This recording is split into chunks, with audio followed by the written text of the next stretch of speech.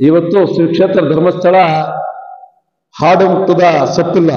ನಮ್ಮ ಹಳ್ಳಿಯಲ್ಲಿ ಹೇಳ್ತಾರೆ ತೆಲುಗಲ್ಲಿ, ನಮ್ಗೆಲ್ರೂ ಕೂಡ ತೆಲುಗು ಚೆನ್ನಾಗಿ ಗೊತ್ತಿದೆ ಅಲ್ವಾ? ನಾಕ ಮೇಲೆ ಆಕಲೇದು ಅಂತ, ಹೌದಲ್ವಮ್ಮ? ಎಲ್ರು ಒಂದತನ ಹೇಳುದು. ಆ ರೀತಿಯಲ್ಲಿ ಇವತ್ತು ಕೊಡದೇ ಇರ್ತಕ್ಕಂಥ ಸಹಾಯ, ಇಲ್ಲದೆ ಇರ್ತಕ್ಕಂಥ ಸಹಾಯನೇ ಇಲ್ಲ. ಎಲ್ಲಾ ರಂಗದಲ್ಲೂ ಕೂಡ ನಾವು ಶಿಕ್ಷಣ ಕ್ಷೇತ್ರಕ್ಕೆ ಹೋದಾಗ ಏನು ಈ ಸುಧಿನಿಧಿ, ಸುಜ್ಞಾನ ನಿಧಿ, ಶಿಷ್ಯಾವೇತನ, ಈ ಶಿಷ್ಯಾವೇತನ ಬಗ್ಗೆ ಹೇಳ್ಬೇಕಾದ್ರೆ ನಾವು ಒಂದ್ಸತಿ ಸರ್ಕಾರದಲ್ಲಿ ಪಡಿಬೇಕಾದ್ರೆ ಇನ್ಕಮ್ ಸರ್ಟಿಫಿಕೇಟು, ನಮ್ಮ ಫೋಟೋ, ಆಧಾರು ಅದೆಲ್ಲ ಎತ್ಕೊಂಡು ಹೋಗಿ ಶಾಲೆ ಇದರಲ್ಲಿ BO ಆಫೀಸಲ್ಲಿ ಕೊಟ್ಟು ಅದ್ರ ಹಿಂದೆ ಬಿದ್ದು ಅದಕ್ಕೊಂದು ಗ್ರಾಮ ಪಂಚಾಯತಿಂದ ಒಂದು ಲೆಟ್ರು ಇದು ಎಲ್ಲ ಕೊಟ್ಟು ಎಲ್ಲ ಆದ್ಮೇಲೆ ಅವ್ರು ವರ್ಷಕ್ಕೊಂದ್ಸತಿ 1000ನೋ 500 2000ನೋ ಹಾಕ್ಬಿಟ್ಟು ಮುಗಿಸ್ತಾರೆ. ಅದಕ್ಕೆ ಯಾರೋ ನನ್ನಂತ ಒಬ್ಬ ಲೀಡರ್ ಒಬ್ರು ಮಾಡಿಸ್ಕೊಡ್ತೀನಿ ಅಂತ ಹೇಳಿ 100 200 ತಗೊಂಡು ಕೂಡ 500 1000 ಖರ್ಚು ಕೂಡ ಆಗ್ತದೆ, 200 300 ಖರ್ಚಾಗ್ತದೆ. 1000 ರೂಪಾಯಿ ಬರ್ಬೇಕಾದ್ರೆ ಒಂದು 200 ರೂಪಾಯಿ ಖರ್ಚು ಕೂಡ ಮಾಡಿಸ್ತಾರೆ. ಆದ್ರೆ ಶ್ರೀ ಕ್ಷೇತ್ರ ಧರ್ಮಸ್ಥಳದಲ್ಲಿ ನಿಮ್ಮ ಮಗು ಏನು ಯಾವ ಯಾವ ಸಂಘದಲ್ಲಿ ಸದಸ್ಯರ ಅವ್ರ ಮಕ್ಕಳು ಉಚ್ಚ ಶಿಕ್ಷಣ ಯಾರು ಓದ್ತಾ ಇದ್ದಾರೆ ಅವರಿಗೆ ವರ್ಷ ಪೂರ್ತಿ ಪ್ರತಿ ತಿಂಗಳು ಕೂಡ ನಿಮ್ಗೆ ಒಳ್ಳೆ ಅನುಕೂಲ ಆಗಬೇಕು. ಪೆನ್ ಇರ್ಬೋದು, ಪೇಪರ್ ಇರ್ಬೋದು, ಒಂದು ಸಣ್ಣ ಬುಕ್ ಇರ್ಬೋದು. ತಾಯಿ ತಂದೆನ ಕಾಡಿಸದೆ, ಯಾಕಂತಂದ್ರೆ ನಾವೆಲ್ಲ ಕೂಡ ಹೈಸ್ಕೂಲ್ ಮುಳುಬಾಗ ಬರ್ಬೇಕಾದಾಗ ಒಂದು ಪೆನ್ನು ಒಂದು ಪೆನ್ಸಿಲ್ ಬೇಕಾದ್ರೆ ಮನೇಲಿ 10 ತಗೊಂಡು ಬರುವಂತ ಕಾಲ ಇತ್ತು. ಯಾಕಂತಂದ್ರೆ ಈಗ ಮಕ್ಕಳಿಗೆ ತಂದೆ ತಾಯಿಯವರು ವಿದ್ಯಾಭ್ಯಾಸಕ್ಕೆ ಎಷ್ಟು ಬೇಕಾದ್ರೂ ಮಾಡ್ತೀವಿ ಅಂತ ಖರ್ಚು ಮಾಡ್ತಾರೆ. ಪಾಪ ಕೂಲಿ ನಾಳೆ ಮಾಡೋರು ಕೂಡ ಇವತ್ತು ದುಡ್ಡು ಎಷ್ಟೇ ಖರ್ಚಾಗ್ಲಿ ಅದು ಕೊಡಕ್ ತಿಂದೇ ಹೋಗೋದಿಲ್ಲ. ಆದ್ರೆ ವಿದ್ಯಾರ್ಥಿಗಳು ನಾವು ಕೂಡ ಅದನ್ನು ಹರಿಬೇಕು. ಇವತ್ತು ಹಠ ಮಾಡಿ ನಾವು ಏನ್ ಬೇಕೋ ತಗೊಳ್ಳೋಂಥದ್ದಿವಿ. ಆದ್ರೆ ನಮ್ಮ ನಡವಳಿಕೆ ಏನು, ನಾವು ಏನಕ್ಕಾಗಿ ಶಾಲೆಗೆ ಬರ್ತಾ ಇದೀವಿ, ಏನಕ್ಕಾಗಿ ಕಾಲೇಜಿಗೆ ಬರ್ತಾ ಇದೀವಿ, ನಮ್ಮ ರೀತಿ ನೀತಿ ಹೆಂಗಿರ್ಬೇಕು, ನಮ್ಮ ವಿದ್ಯಾಭ್ಯಾಸ ಮೇಲೆ ಗಮನ ಹೆಂಗಿರ್ಬೇಕು. ಯಾಕೆಂತಂದ್ರೆ ಇವತ್ತು ಎಲ್ಲರೂ ಹಂಗಿರೋದಿಲ್ಲ. ಆದ್ರೆ ಇವತ್ತಿನ ಸಮಾಜ ಕಟ್ಟೋಗಿದೆ. ಇವತ್ತು ಮೊಬೈಲಲ್ಲಿ ನಾವು ಎಷ್ಟು ಬೇಕಾದ್ರೂ ಒಳ್ಳೆದನ್ನು ನೋಡ್ಬೋದು, ಅಷ್ಟೇ ಕೆಟ್ಟದ್ದನ್ನು ನೋಡ್ಬೋದು. ನಾನು ನೋಡಷ್ಟಿಲ್ಲ. ಒಂದ್ಸತಿ ನೀವು ಯಾವುದೋ ಒಂದು ಸಣ್ಣ ಯಾವುದೋ ಒಂದು ಫಿಲಿಂ ಯಾವ್ದೋ ನೋಡಿದ್ರೆ, ಯಾವುದೋ ಹೀರೋದೊಂದು ಯಾವುದೋ ಒಂದು ರೀಲ್ ನೋಡಿದ್ರೆ ಅದು ಪದೇ ಪದೇ ಬರ್ತದೆ. ಅವನು ಯಾವ್ದಾವ್ದು ಎಲ್ಲ ಬರ್ತದೆ. ಅಂದ್ರೆ ಆ ರೀತಿಯಲ್ಲಿ ಸಿಸ್ಟಮ್ ಮಾಡಿಟ್ಟಿದ್ದಾರೆ. ಹವ್ಯಾಸ ಹೆಂಗಾಗತ್ತೆ ಅಂತಂದ್ರೆ, ಈಗ ಬೆಳಗ್ಗೆ ಪೇಪರ್ 8 ಗಂಟೆಗೆ ಬರ್ಲಿಲ್ಲ ಅಂತಂದ್ರೆ ಮನೇಲಿ ಚಪರಿಸ್ತಾ ಇರ್ತೀವಿ. ಏನು ಪೇಪರ್ ಇಲ್ಲ, ಬಂದಿಲ್ವೇ ಅಂದ್ರೆ ಅದೆಲ್ಲ ನ್ಯೂಸ್ ನೋಡಿರ್ತೀವಿ, ಟಿವಿಯಲ್ಲಿ ನೋಡಿದ್ವಿ. ಆದ್ರೂ ಕೂಡ ಆ ಚಪಲ ಕಾಫಿ ಬೆಳಗ್ಗೆ 6 ಗಂಟೆಗೆ ಕುಡಿಬೇಕು. ಹಾಲವನ್ನು ಬರ್ಲಿಲ್ಲ ಅಂತಂದ್ರೆ ಏನಾಗುತ್ತೆ, ಹಾಲವನ್ನು ಇನ್ನ ಬಂದಿಲ್ಲ ಅಂತ ನೋಡ್ತಾ ಇರ್ತೀವಿ, ಹೌದಲ್ವ? ಆ ರೀತಿಯಲ್ಲಿ ಪ್ರತಿಯೊಂದು ಕೂಡ ಚಪಲ. ಆ ಚಪಲಕ್ಕೆ ನಾವೇನಾದ್ರೂ ಅಂಟ್ಕೊಂಡ್ರೆ ಮೊಬೈಲಿಂದ ಬಹಳ ಹಾಳಾಗ್ತೀವಿ. ಎಷ್ಟು ಒಳ್ಳೆ ವಿಚಾರಗಳು ತಿಳ್ಕೊಳಕ್ಕೆ ನಿಮ್ಗೆ ವಿದ್ಯಾಭ್ಯಾಸಕ್ಕೆ ಅವಶ್ಯಕತೆ ಇದೆಯೋ ಅಷ್ಟೇ ಬೇರೆ ರೀತಿಯಲ್ಲಿ ಕೂಡ ನಡ್ಕೊಳ್ಳೋಕೆ ಈ ಮೊಬೈಲ್ ಕೆಲಸ ಮಾಡ್ತದೆ. ಅದರಿಂದ ದಯವಿಟ್ಟು ಮೊಬೈಲ್ನ ಏನಕ್ಕೆ ಉಪಯೋಗಿಸ್ಬೇಕು, ಎಷ್ಟಕ್ಕೆ ಉಪಯೋಗಿಸ್ಬೇಕು, ಎಷ್ಟು ಮಿತವಾಗಿ ಬಳಸಿದ್ರೆ ಅಷ್ಟು ಒಳ್ಳೇದು ಅಂತ ನನ್ನ ಅನಿಸಿಕೆ. ಯಾಕೆ ಹೇಳ್ತೀನಿ ಅಂತಂದ್ರೆ, ವಿದ್ಯಾರ್ಥಿಗಳು ಜಾಸ್ತಿ ಜನ ಇದ್ದೀರಿ, ತಪ್ಪು ತಿಳ್ಕೊಬೇಡಿ. ಇವತ್ತು ನೀವು ಎಷ್ಟು ಕಡಿಮೆ ಉಪಯೋಗಿಸಿದ್ರೆ ನಿಮ್ಗೆ ಅಷ್ಟು ಒಳ್ಳೇದು ಆರೋಗ್ಯಕ್ಕೆ. ಕಣ್ಣು ಕಿವಿ ನಿಮ್ಮ ಆರೋಗ್ಯ ಅಷ್ಟು ಒಳ್ಳೆದಾಗತ್ತೆ, ಬುದ್ಧಿನೂ ಅಷ್ಟೇ ಬೆಳೀತದೆ. ಪುಸ್ತಕ ಓದಿ, ಬೇರೆ ಬೇರೆ ಪುಸ್ತಕ ಓದಿ. ನಿಮ್ಗೇನ್ ಬರೀ ನಿಮ್ಮ ಲೆಸನ್ಸ್ ಅಥವಾ ನಿಮ್ಮ ಏನು ಎಜುಕೇಶನ್ ಕೊಟ್ಟಿದ್ರೆ ಆಗುತ್ತೆ ಅಂತಲ್ಲ, ಬೇಕಾದಷ್ಟು ಸಾಹಿತ್ಯಗಳಿದೆ, ಬೇಕಾದಷ್ಟು ನಾಲೆಡ್ಜ್ ಬರೋದಕ್ಕೆ, ಜ್ಞಾನ ಬರೋದಕ್ಕೆ ಬೇಕಾದಷ್ಟು ಪುಸ್ತಕ ಇದೆ ಅಂತ ಓದ್ಬೇಕು. ಪೇಪರು ಯಾವುದೋ ಒಂದು ವೇಸ್ಟ್ ಪೇಪರ್ ಬಿದ್ದಿದ್ದಕ್ಕೂ ಅದನ್ನು ತೆಗೆದು ಹೋದ್ರೆ ಅದ್ರಲ್ಲಿ ಯಾವುದೋ ಒಂದು ವಿಷಯ ಸಿಗತ್ತೆ.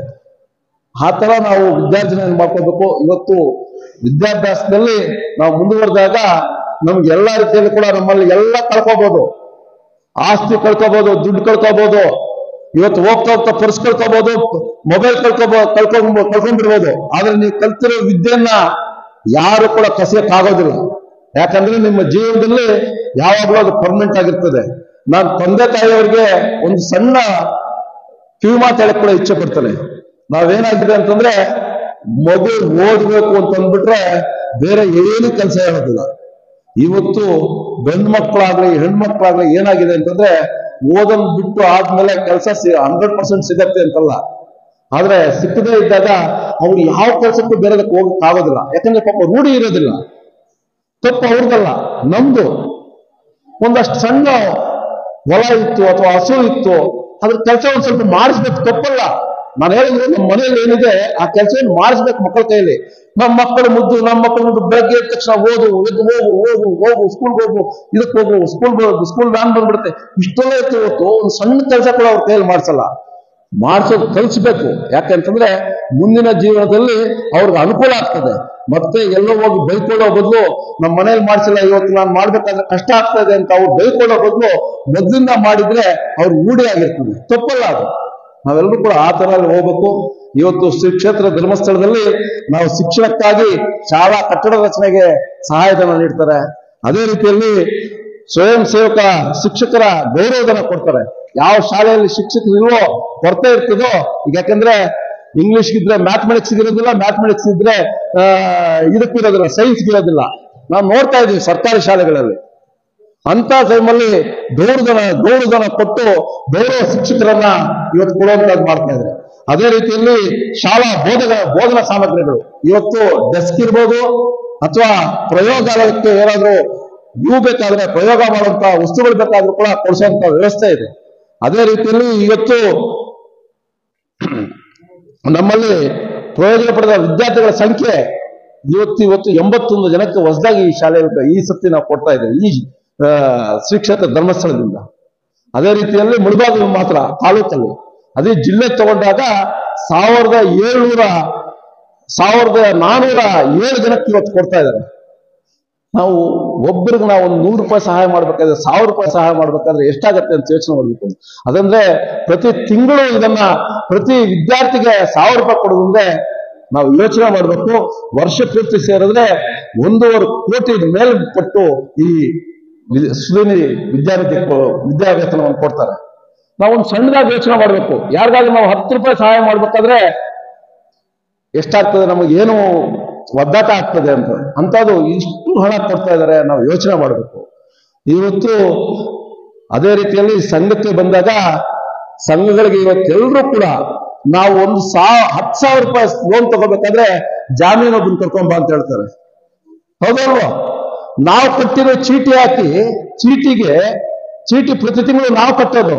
ನಾವು ಬಿಟ್ಟು ಕೂಗಿದಾಗ ನಮಗ್ ದುಡ್ಡು ಕೊಡಿ ಅಂದಾಗ ಇನ್ನೊಬ್ಬರನ್ನ ಚೀಟಿಯಲ್ಲಿ ಜಾಮೀನು ಹಾಕ್ಸಿ ಅಂತಾರೆ. ಹೌದಲ್ವಾ? ಅಂತಾದ್ ಇವತ್ತು ಲಕ್ಷಗಟ್ಟಲೆ ನಿಮ್ಮ ಸಂಘದ ಪರಿಸ್ಥಿತಿ ನೋಡಿಕೊಂಡು ನೀವು ಎಷ್ಟಕ್ಕೆ ಬೆಳೆದಿದ್ದೀರೋ, ನೀವು ಎಷ್ಟು ನಿಮ್ಮ ಸ್ವಸಹಾಯ ಸಂಘವನ್ನು ಚೆನ್ನಾಗಿ ನಡೆಸ್ಕೊಂಡು ಹೋಗ್ತಾ ಇದ್ರು ಅಷ್ಟು ನಿಮ್ಗೆ ಇವತ್ತು ಸಹಾಯ ಸಿಗ್ತಾ ಇದೆ. ಅದೇ ರೀತಿಯಲ್ಲಿ ಇವತ್ತು ಊರಲ್ಲಿ ದೇವಸ್ಥಾನ ಕಟ್ತೀವಿ ಅಂತಂದ್ರೆ ದೇವಸ್ಥಾನಕ್ಕೆ ಕೂಡ ಸಹಾಯಧನ ಸಿಗ್ತಾ ಇದೆ. ಹಾಲ್ ಡೈರಿ ಕಟ್ಟಿದ್ರೆ ಹಾಲ್ ಡೈರಿಗೆ ಸಹಾಯ ಸಿಗ್ತಾ ಇದೆ. ಹಾಲ್ ಡೈರಿ ಬಿಲ್ಡಿಂಗ್ ಕಟ್ತೀವಿ ಅಂದ್ರೆ ಆ ಬಿಲ್ಡಿಂಗ್ ಸಹಾಯ ನಿಧಿ ಸಿಗ್ತಾ ಇದೆ. ಇವತ್ತು ನಾವು ಪ್ರತಿಯೊಂದು ವಿಚಾರದಲ್ಲೂ ಕೂಡ ಇಂಥದ್ದಿಲ್ಲ ಇಂಥದ್ದಿದೆ ಅಂತಕ್ಕಂಥಲ್ಲ. ಯಾವುದೇ ವಿಚಾರ ಶ್ರೀ ಕ್ಷೇತ್ರ ಧರ್ಮಸ್ಥಳಕ್ಕೆ ಹೋಗಿ ಧರ್ಮಾಧಿಕಾರಿಗಳು ಸೋಮವಾರ ಸಿಗ್ತಾರೆ. ನಮ್ಮ ಮನೆ ಮಗಳನ್ನ ಬಂದ್ರೆ ನಾವು ಬಹಳ ಕಷ್ಟದಲ್ಲಿದ್ದೀವಿ ಅಂತಂದ್ರೆ ಅವ್ರು ಕೂಡ ಪ್ರಸಾದ ನೀಡಿದ್ದಾರೆ. ಆ ರೀತಿಯಲ್ಲಿ ಇವತ್ತು ನಾವು ಇಲ್ಲಿ ಕೂತಿದ್ವಲ್ಲ, ಈ ಸಮುದಾಯ ಭವನಕ್ಕೆ ಕೂಡ ಪ್ರಸಾದ ಸಿಕ್ಕಿದೆ. ಅಂದ್ರೆ ಪ್ರಸಾದ ರೂಪದಲ್ಲಿ ಎಲ್ರಿಗೂ ಕೂಡ ಸಿಕ್ಕಿದೆ. ಇವತ್ತು ಈಗಾಗಲೇ ನಮ್ಮ ನಿರ್ದೇಶಕರು ಹೇಳಿದಂಗೆ ಸುಮಾರು 1.5 ಕೋಟಿಯಿಂದ 2 ಕೋಟಿ ಜನಕ್ಕೆ ಸಹಾಯ ಸಿಕ್ಕಿರ್ತಕ್ಕಂಥದ್ದು ರಾಜ್ಯದಲ್ಲಿ. ನಾವು ಪೂರ್ತಿ ಇರ್ತಕ್ಕಂಥದ್ದೇ 6.5 ಕೋಟಿಯಿಂದ 7 ಕೋಟಿ. 7 ಕೋಟಿಯಲ್ಲಿ 2 ಕೋಟಿ ಜನಕ್ಕೆ ಇವತ್ತು ಸಹಾಯಧನ ಸಿಕ್ಕಿದೆ ಅಂತಂದ್ರೆ ಯೋಚನೆ ಮಾಡಬೇಕು. ಪರ್ಯಾಯ ಸರ್ಕಾರವಾಗಿ ಇವತ್ತು ಸೇವಾ ಕೇಂದ್ರಗಳು, ನಾವೆಲ್ಲರೂ ಒಂದು ಐಡೆಂಟಿ ಕಾರ್ಡ್ ಮಾಡಿಸ್ಬೇಕಾದ್ರೆ, ಒಂದು ಆಧಾರ್ ಕಾರ್ಡ್ ಪಡಿಬೇಕಾದ್ರೆ ಅಥವಾ ಒಂದು ರೇಷನ್ ಕಾರ್ಡ್ ಪಡಿಬೇಕಾದ್ರೆ 300, 500, 600 ತಗೊಳ್ತಕ್ಕಂಥ DDP ಸೆಂಟರ್ಗೆ ಹೋಗದೆ ಪ್ರತಿ ಪಂಚಾಯತಿಯಲ್ಲಿ ನಿಮ್ಮ ಪಂಚಾಯತಿ ಕೇಂದ್ರದಲ್ಲೇ ಇವತ್ತು ಸೇವಾ ಕೇಂದ್ರದಲ್ಲಿ ಮಿನಿಮಮ್ ಫೀಸ್ ಅಂದ್ರೆ 50 ರೂಪಾಯಿ, 75 ರೂಪಾಯಿ, 25 ರೂಪಾಯಿ ರೀತಿಯಲ್ಲಿ ಇವತ್ತು ಪಾಣಿ ಬೇರೆ ಕಡೆ ತಗೋಬೇಕಾದ್ರೆ 25 ರೂಪಾಯಿ ಆದ್ರೆ ಅಲ್ಲಿ 15 ರೂಪಾಯಿಗೆ ಸಿಗುವಂತ ಇವತ್ತು ಕಾರ್ಯಕ್ರಮಗಳು ನಡೀತಾ ಇದೆ. ಶ್ರೀ ಕ್ಷೇತ್ರ ಧರ್ಮಸ್ಥಳ ಇಂಥ ಧರ್ಮ ಕ್ಷೇತ್ರದ ಬಗ್ಗೆ ಇವತ್ತು ಟಿವಿಯಲ್ಲಿ ನೋಡಿದಾಗ ನೋವಾಗೋದಿಲ್ವಾ? ನಮ್ಗೆ ಆಗೋದಿಲ್ವಾ? ಬುರುಡೆ ತಗೊಂಡ್ಬಂದ ತಕ್ಷಣನೇ ಆ ಪೊಲೀಸ್ ಸ್ಟೇಷನ್ ಅಲ್ಲಿ ಎಲ್ಲಿಂದ ತಗೊಂಡ್ಬಂದೆ ಅಂತ ಕೇಳಿದ್ರೆ ಅವತ್ತು ಇಷ್ಟೆಲ್ಲ ಅನಾಹುತ ಆಗ್ತಾ ಇರಲಿಲ್ಲ, ಇಷ್ಟೆಲ್ಲ ಇವತ್ತು ಸರ್ಕಾರಕ್ಕೆ ಖರ್ಚಾಗ್ತಾ ಇರಲಿಲ್ಲ, ಇಷ್ಟೆಲ್ಲ ಶ್ರೀ ಕ್ಷೇತ್ರದ ಬಗ್ಗೆ ಯೂಟ್ಯೂಬ್ ಅಲ್ಲಿ ಮೀಡಿಯಾಗಳಲ್ಲಿ ಎಲ್ಲಾ ರೀತಿಯಲ್ಲೂ ಕೂಡ ಇವತ್ತು ಆ ಅವಹೇಳನ ಮಾಡಿ ಶ್ರೀ ಕ್ಷೇತ್ರ ಧರ್ಮಸ್ಥಳ ಧರ್ಮಾಧಿಕಾರಿಗಳ ಬಗ್ಗೆ ಅವ್ರ ಕುಟುಂಬದ ಬಗ್ಗೆ ಏನ್ ಗೊತ್ತಿದೆ ನಿಮ್ಗೆ? ಆ ಕ್ಷೇತ್ರದಲ್ಲಿ ನೀವು ವಸೂಲಿ ಮಾಡಿ ಬೇರೆ ತಿಮ್ಮರೆಡ್ಡಿ ಇರ್ಬೋದು, ಅಥವಾ ಯಾರು ಯೂಟ್ಯೂಬ್ ಚಾನಲ್ ಅವನು ಶಮೀಲ್ ಇರ್ಬೋದು, ಅಥವಾ ಇನ್ಯಾರೋ ಮಟನ್ನವ್ರು ಇರ್ಬೋದು. ಇವತ್ತು ಅವ್ರಿಗೆ ಅರ್ಥ ಆಗಬೇಕು, ಇವತ್ತು ಶ್ರೀ ಕ್ಷೇತ್ರ ಧರ್ಮಸ್ಥಳದ ವೀರೇಂದ್ರ ಹೆಗ್ಗಡೆ ಅವರ ಬಗ್ಗೆ ಆದ್ರೆ ಅಥವಾ ಅವರ ಕುಟುಂಬದ ಬಗ್ಗೆ ಹೇಳ್ಬೇಕಾದ್ರೆ ಒಂದು ಯೋಚನೆ ಮಾಡಬೇಕು. ಶ್ರೀ ಕ್ಷೇತ್ರ ಧರ್ಮಸ್ಥಳ ಇವತ್ತು ಇಡೀ ರಾಜ್ಯದಲ್ಲಿ ದೇಶ ಮೆಚ್ಚಿಕೊಂಡಿದೆ. ಕರ್ನಾಟಕದಲ್ಲಿ ಇವತ್ತೇನೋ ಶ್ರೀ ಶಿಕ್ಷಣ ಸಂಘಗಳು ಸದೃಢವಾಗಿ ಚೆನ್ನಾಗಿ ನಡೀತಾ ಇದೆ ಅಂತಂದ್ರೆ ಅದಕ್ಕೆ ಕಾರಣ ವೀರೇಂದ್ರ ಹೆಗ್ಗಡೆ ಅವರು ಮತ್ತು ಅಮ್ಮನವರು. ಬಡವರಿಗೆ ಮನೆ ಕಟ್ಸಂತದ್ದು, ವಾಸ್ತವ್ಯ ಮನೆ ಯಾರಿದ್ದಾರೆ? ಸರ್ಕಾರ ಮನೆ ಆದ್ರೂ ಕೂಡ ಕಟ್ಕೊಳಕ್ ಆಗದೆ ಇರ್ತಕ್ಕಂಥ ನಿರ್ಗತಿಕರಿಗೆ ಯಾರು ಇಲ್ಲ, ಅವ್ರು ಹಿಂದಿಲ್ಲ ಮುಂದಿಲ್ಲ ಅಂತವರಿಗೆ ಶಾರದಾಂಬ ಅವರು ಯಾರು ವೀರೇಂದ್ರ ಹೆಗ್ಗಡೆ ಅವರ ಮಗಳಿದ್ದಾರೆ, ಅವರು ಒಂದು ಆಸಕ್ತಿಯಿಂದ ಇವತ್ತು ಅಂತವ್ರಿಗೆ ಒಂದು ಗೂಡು ಕಟ್ಟಿಸ್ಕೊಡ್ಬೇಕು. ಅವರು ಪ್ರತಿ ತಿಂಗಳು ಒಂದಷ್ಟು ಸಾಮಗ್ರಿಗಳು ಕೊಡಬೇಕು. ಯಾವ ರೀತಿಯಲ್ಲಿ ನಡೀತಾ ಇದೆ ಇವತ್ತು? ಅವ್ರ ಬಗ್ಗೆ ಬುರುಡೆ 20 ಕಡೆ ಗುಣಿ ಹೆಚ್ಚಿಸ್ತೀರಾ? ಯಾರೋ ಒಬ್ಬ ಬಂದ ಅವನು ಕೆಲಸ ಅವನು ಯೋಗ್ಯತೆ ಏನು ಯೋಚನೆ ಮಾಡಿದೆ, ಅವನು ಹಿಂದೆ ಯಾರಿದ್ದಾರೆ ಅನ್ನೋದನ್ನು ಎನ್ಕ್ವೈರಿ ಮಾಡಿದೆ. ಪೊಲೀಸ್ ಇಲಾಖೆಗೆ ಇವತ್ತು ನಾನು ಹೇಳಕ್ಕೆ ಇಷ್ಟಪಡ್ತೇನೆ. ಕಾರಣ ಇಷ್ಟೇ, ನಮ್ಮ ಮನೆಯಲ್ಲಿ ಕಳ್ತನ ಆಗಿದೆ ಅಂತ ಒಂದು ಕಂಪ್ಲೇಂಟ್ ಕೊಟ್ರೆ ನಾವಾಗ್ಲಿ ಫಸ್ಟ್ ಕೇಳೋದೇನೋ, ನಿಮ್ಮ ಮನೆಯಲ್ಲಿ ಎಷ್ಟು ಜನ ಇದ್ದೀರಿ, ನಿಮ್ಮಲ್ಲಿ ಯಾರಾದ್ರೂ ದುಡ್ಡು ಬಗ್ಗೆ ಒಂದು ಸ್ವಲ್ಪ ಆಸಕ್ತಿ ಯಾರಾದ್ರೂ ಇದ್ದು ನಿಮ್ಮನೆಯವರು ಏನಾದ್ರು ಕಳ್ತನ ಮಾಡಿದ್ರೆ ನೋಡಿ ಅಂತ ಹೇಳ್ತಾರೆ ಪೊಲೀಸರು. ಆಮೇಲೆ ನಿಮ್ಮ ಮನೆಗೆ ಮೊನ್ನೆ ಈ ವಾರದಿಂದ ಯಾರು ಬರ್ತಿದ್ರು ಅಂತ ಕೇಳ್ತಾರೆ. ಹೌದಲ್ವಾ? ಅಂತದ್ದು 100 ಶವಗಳನ್ನು ನಾನು ಊತಿದ್ದೇನೆ ಅಂತ ಹೇಳಿದವನ್ಗೆ ನೀನು ಈ ಬುರುಡೆ ಎಲ್ಲಿಂದ ತಂದೆ ಅಂತ ಮೊದಲನೇ ದಿವಸ ಕೇಳಿದ್ದೀರಾ. ಇವತ್ತು ಇಷ್ಟೆಲ್ಲ ಅಪಪ್ರಚಾರ ನಡೆಯಕ್ಕಾಗ್ತಾ ಇರಲಿಲ್ಲ. ಇವತ್ತು ಇಡೀ ರಾಜ್ಯ ಎದ್ದೇಳಿದೆ. ಪ್ರತಿ ಮಂಜುನಾಥ ಭಕ್ತರು ಇವತ್ತು ಧರ್ಮಸ್ಥಳ ಪ್ರಯಾಣ ಮಾಡ್ತಾ ಇದ್ದಾರೆ. ಅವ್ರ ವಿರುದ್ಧವಾಗಿ ಇವತ್ತು ಅವರಿಗೆ ಶಿಕ್ಷೆ ಆಗ್ಬೇಕು, ಅವ್ರಿಗೆ ಮಂಕುಳ ಪರೀಕ್ಷೆ ಆಗ್ಬೇಕು. ಇದ್ರ ಹಿಂದಿರ್ತಕ್ಕಂಥ ಯಾರು ಇದ್ರ ಹಿಂದೆ ಈ ಕೈವಾಡ ನಡೆಸ್ತಾ ಇದ್ದಾರೆ ಅನ್ನೋರು ಮೊದಲಿಗೆ ಅವ್ರನ್ನ ಬಯಲುಗೆಳಬೇಕು, ಅವ್ರಿಗೆ ಶಿಕ್ಷೆ ಆಗ್ಬೇಕು. ವೀರೇಂದ್ರ ಹೆಗ್ಗಡೆ ಅವರು ಅವರ ಒಂದು ಚರಿತ್ರೆಯಲ್ಲಿ 22ನೇ ಸ್ವಾಮೀಜಿಗಳಾಗಿ ಇವತ್ತು ನಡೆದಾಡೋ ಜಗತ್ತು ಅಂತ ನಾವ್ ಹೇಳಿದ್ವಿ, ಅವ್ರು ಹೇಳಲಿಲ್ಲ. ಪೂಜ್ಯರು ಅಂತ ನಾವ್ ಹೇಳಿದ್ವಿ, ಬಿರುದು ಕೊಟ್ವಿ. ಅವ್ರು ಹೇಳಿಲ್ಲ ನಾನು ಪೂಜ್ಯರು ಅಂತ. ನಾನೊಬ್ಬ ಸೇವಕನಾಗಿ ಕೆಲಸ ಮಾಡ್ತಾ ಇದ್ದೀನಿ, ನನ್ನ ಕೈಲಾದಂತದ್ದು ಸೇವೆ ಮಾಡ್ಬೇಕು ಅಂತಕ್ಕಂಥ ವಿಚಾರದಲ್ಲಿ ಸೇವೆ ಮಾಡ್ತಿದ್ದಾರೆ. ಅವ್ರ ಕುಟುಂಬಸ್ಥರೆಲ್ಲರೂ ಕೂಡ ಇವತ್ತು ಆ ಶ್ರೀ ಕ್ಷೇತ್ರ ಧರ್ಮಸ್ಥಳದ ಬಗ್ಗೆ ಕಾಳಜಿ ಇಟ್ಕೊಂಡು, ಜನರ ಬಗ್ಗೆ ಕಾಳಜಿ ಇಟ್ಕೊಂಡು ಒಂದು ಸರ್ಕಾರ ಮಾಡದೇ ಇರ್ತಕ್ಕಂಥ ಕೆಲಸಗಳು ಮಾಡ್ತಾ ಇದೆಯಲ್ಲ, ಇದು ನಿಮ್ಗೆ ಅರ್ಥ ಆಗ್ಲಿಲ್ವಾ? ಇವತ್ತು ಯೋಚನೆ ಮಾಡ್ಬೇಕು ನಾವು. ಪ್ರತಿಯೊಂದು ಸಣ್ಣ ವಿಚಾರ ನಾವು ಅಂದ್ಕೋಬಹುದು. ಇವತ್ತು 81 ಜನಕ್ಕೆ ಸ್ಕಾಲರ್ಶಿಪ್ ಕೊಟ್ಟಿದ್ದಾರೆ ಅಂತಂದ್ರೆ ಅದರ ವ್ಯಾಲ್ಯೂ ಎಷ್ಟು ಅಂತ ನಾವು 10 ರೂಪಾಯಿ ನಾವು ಖರ್ಚು ಮಾಡಬೇಕಾದ್ರೆ ಯೋಚನೆ ಮಾಡುವಂತದ್ದು. ನಿಮ್ಗೆ ಪ್ರತಿ ತಿಂಗಳು 1000 ರೂಪಾಯಿ ಒಂದು ಪೆನ್ನು, ಪುಸ್ತಕ ಇಲ್ಲ ನಿಮ್ಮ ಏನು ಪಾಸು, ಬಸ್ ಪಾಸು ಏನೋ ಒಂದು ಮಾಡ್ಕೊಳಕ್ಕೆ ಅನುಕೂಲ ಆಗತ್ತಲ್ವಾ? ಯೋಚನೆ ಮಾಡ್ಬೇಕಲ್ವಾ ನಾವು? ಶ್ರೀ ಕ್ಷೇತ್ರ ಧರ್ಮಸ್ಥಳ ನಮ್ಗೆ ಎಷ್ಟು ಅನುಕೂಲ ಮಾಡ್ತಾ ಇದೆ ಅಂತ. ಆ ಪ್ರಸಾದವನ್ನ ಸದುಪಯೋಗ ಪಡಿಸ್ಕೋಬೇಕು. ನಾವು ಒಳ್ಳೆ ರೀತಿಯಲ್ಲಿ ಖರ್ಚು ಮಾಡಬೇಕು. ಯಾಕೆ ಅಂತಂದ್ರೆ ಪ್ರಸಾದ ರೀತಿಯಲ್ಲೇ ನಾವು ಉಪಯೋಗಿಸ್ಬೇಕು. ಇವತ್ತು ಶ್ರೀ ಕ್ಷೇತ್ರ ಧರ್ಮಸ್ಥಳ ಏನಾದ್ರೂ ಆ ಒಂದು ಹೆಸರಿಗೆ ಧರ್ಮವನ್ನ ನಡೆಸ್ತಾ ಇರ್ತಕ್ಕಂಥ ಕ್ಷೇತ್ರ ಧರ್ಮಸ್ಥಳ ಶ್ರೀ ಕ್ಷೇತ್ರ. ಅಲ್ಲಿನ ಎಲ್ಲರೂ ಕೂಡ ಇವತ್ತು ಏನು ಈ ಯೂಟ್ಯೂಬ್ ಅಥವಾ ಯಾವುದೇ ಇರ್ಬೋದು, ದಯವಿಟ್ಟು ಯೂಟ್ಯೂಬ್ ಚಾನಲ್ಸ್ ಅವರು ಯಾರೋ ಒಬ್ಬರು ತಪ್ಪು ಮಾಡಿದ್ರೆ ನಾವು ಎಲ್ಲರೂ ಹೇಳ್ತಿಲ್ಲ, ದಯವಿಟ್ಟು ಕ್ಷಮೆ ಇರಬೇಕು. ಆದ್ರೆ ಇಂಥವನ್ನ ನಿಮ್ಮ ಸಂಘದಿಂದ ಮೊದಲು ಹೊರಗಾಕ್ಬೇಕು, ಅಂತವ್ನ ಶಿಕ್ಷೆ ತಗೋಬೇಕು. ನೀವು ಕೂಡ ಒಂದು ಪ್ರತಿಭಟನೆ ಮಾಡಬೇಕು. ಜನ ಎದ್ದೇಳದೆ ಇದ್ರೆ ನಾವು ಸ್ವತಂತ್ರ ಬಂದಾಗ 200 ವರ್ಷಗಳ ಕಾಲ ನಮ್ಮನ್ನ ಆಂಗ್ಲರು ಆಳಿದ್ರು ಅಂತ ಹೇಳಿದ್ವಲ್ಲ, ಅವತ್ತು ನಾವು ಹೆಚ್ಚೆಚ್ಚಿಕೊಳ್ಳದೆ ಇದ್ದಿದ್ರಿಂದಲೇ 200 ವರ್ಷ ಆಳಕ್ಕಾಯ್ತು. ಮೊದಲೇ ನಾವು ಏನಾದ್ರು ಮಾಡಿದ್ರೆ ಮೊದಲೇ ನಾವು ಸ್ವತಂತ್ರ ಪಡಿಬಹುದಾಗಿತ್ತು. ಇವತ್ತು ಜನ ಆಚೆ ಕಡೆಗೆ ಬರಬೇಕು. ಶ್ರೀ ಕ್ಷೇತ್ರ ಧರ್ಮಸ್ಥಳದಾಗ ಅವಹೇಳನ ಹೇಳ್ತಾರೆ, ಧಿಕ್ಕಾರ ಹೇಳಬೇಕು. ಅವ್ರಿಗೆ ಧಿಕ್ಕಾರ ಹೇಳಿ ನಾವೆಲ್ಲರೂ ಕೂಡ ಪ್ರತಿಭಟನೆಯಲ್ಲಿ ಭಾಗವಹಿಸಬೇಕು.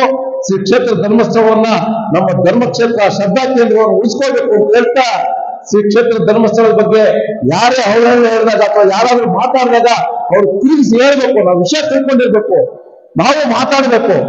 ಯಾಕಂದ್ರೆ ನಾವು ಎಷ್ಟು ಬಾಯಿ ಮುಚ್ಕೊಂಡು ಇದ್ವಿ, ಸುಮ್ಮನಿದ್ವಿ. ಆಗ್ಲಿ SIT ರಚನೆ ಆಗಿದೆ ಅಂದ್ರೆ ಸತ್ಯ ಬಯಲು ಬರ್ಲಿ ಅಂತಕ್ಕಂಥದ್ದು. ಸೌಜನ್ಯ ಪ್ರಕರಣ, ಆ ಹುಡುಗಿ ಕಾಣೆ ಆಗಿದ್ದಾಳೆ, ಎನ್ಕ್ವೈರಿ ಆಗ್ಲಿ, ಅದ್ರ ಬಗ್ಗೆ ನಮ್ಮ ಅಪೇಕ್ಷೆ ಇಲ್ಲ. SIT ಮಾಡಿದ ಬಗ್ಗೆ ಇದಿಲ್ಲ. ಆದ್ರೆ ಶಿಕ್ಷಕರ ಬಗ್ಗೆ ಅವಹೇಳನ ಮಾಡುವವ್ರ ಬಗ್ಗೆ ನೀವು ಏನ್ ಕ್ರಮ ಕೈಗೊಂಡಿದ್ದೀವಿ ಅಂತಕ್ಕಂಥ ಒತ್ತಾಯ ಮಾಡ್ತೀನಿ. ಆ ರೀತಿಯಲ್ಲಿ ಇವತ್ತು ಶ್ರೀ ಕ್ಷೇತ್ರ ಧರ್ಮಸ್ಥಳ ನಮ್ಗೆಲ್ಲರೂ ಕೂಡ ಶ್ರದ್ಧಾ ಕೇಂದ್ರವಾಗಿದೆ, ಭಕ್ತಿ ಕೇಂದ್ರವಾಗಿದೆ. ನಾವೆಲ್ಲರೂ ಕೂಡ ವಿದ್ಯಾರ್ಥಿಗಳು. ಇವತ್ತು ವಿದ್ಯಾರ್ಥಿ ವೇತನವನ್ನು ಪಡೆಯುವುದೇ ಅಲ್ಲ, ನೀವೊಂದಷ್ಟು ಜನಕ್ಕೆ ಮುಂದಿನ ದಿನಗಳಲ್ಲಿ ನೀವೆಲ್ಲ ಕೂಡ ಒಳ್ಳೆ ವಿದ್ಯಾರ್ಥಿಗಳಾಗಿ, ಒಳ್ಳೆ ಆಫೀಸರ್ಸ್ ಆಗಿ ನೀವು ಕೂಡ ಇಂತಹ ಸಹಾಯವನ್ನು ಮಾಡಬೇಕು ಅಂತ ಹೇಳ್ತಾ